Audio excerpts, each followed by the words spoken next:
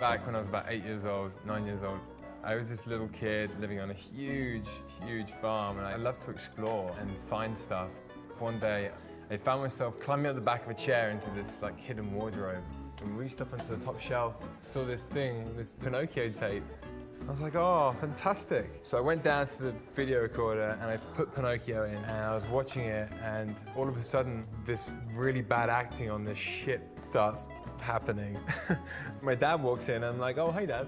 And he's looking down at the TV and looking at what I got in my hand, looking very confused. He's like, and like stops the VHS, pulls out the cassette, grabs it out of my hand, smiles at me and says it's for Christmas. So I'm like, oh, okay, sorry, Dad. And I didn't think anything else of it until like a couple of weeks later, and I'm like, I could really do with some Pinoccchio right now.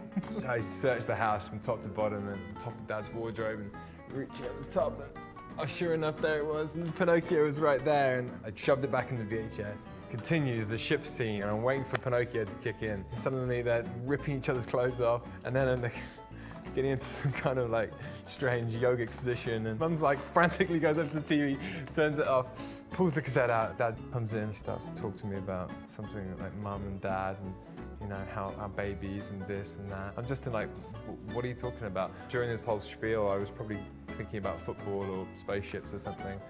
But I did grasp the correlations between Pinoccchio and When He Lies and sex, and why that might have been the guise for the porno that I was watching at the age of 8 years old.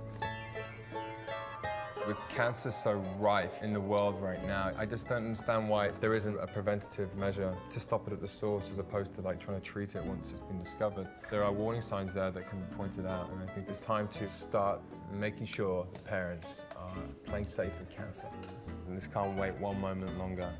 Click here now. Won't wait till tomorrow, do it now.